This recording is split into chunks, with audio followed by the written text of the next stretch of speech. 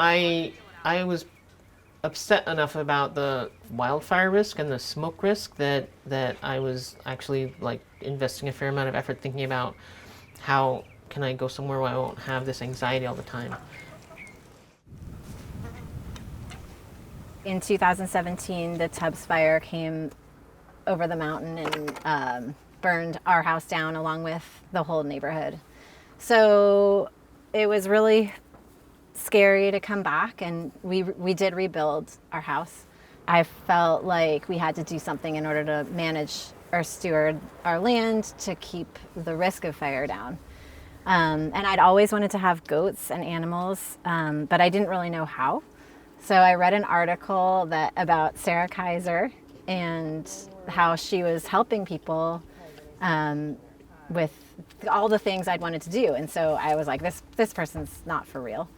I am Sarah Keiser of the Holistic Herder, which is this business of building grazing cooperatives, of helping people with their land stewardship, using animals to connect to the land, to build topsoil, to carbon sequestration.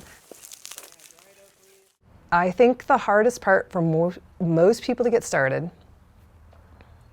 is that they don't know everything getting started. Under 10, like, have a better odds, but yeah, but everyone else is like... Right now we're doing a barn raising at the Herding Hope, which the whole neighborhood's coming together to build this shelter for their goats and sheep. It's going to keep their land healthy and safe. We're getting portable electric fencing, which allows them to move the animals around from neighbor to neighbor, but they all need a shelter, especially in the winter. When the rains come and the storms come, and they may be having baby goats because their goats are also dairy animals, so they're going to have food and fiber, and as well as all the soil building and community.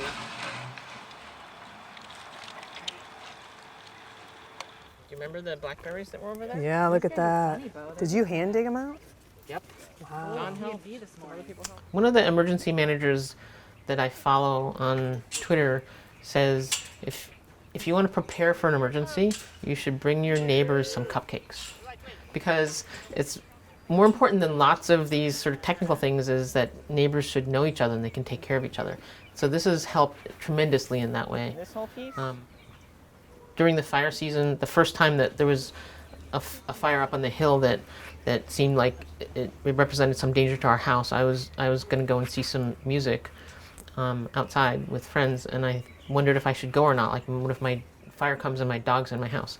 But I just called my neighbors, John and Sasha, that I share the grazing with, and I said, if you guys have to evacuate, get my dog and open the gate and let the sheep out.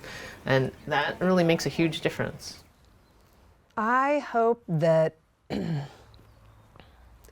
we can continue to help everybody who is looking for support in any way that we can help them, through education, through community grazing projects.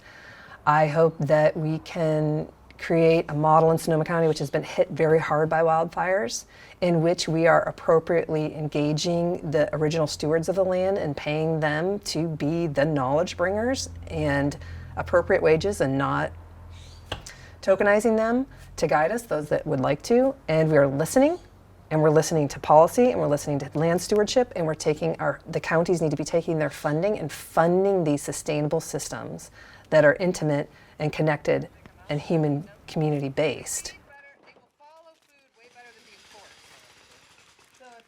Fires are here. Fires are going to keep happening. We're going to continue to have water shortages. Like, all these things that are happening are not going away. But when we connect a community and they have a shared caretaking of the land, of the animals, and of each other, they can manage these things really well, and they can feel safe and let go of their anxiety. And it also breaks down the barriers that happen within a community or within a neighborhood that makes it a community. We are the Hunter Grazing Cooperative. Checks in the mail.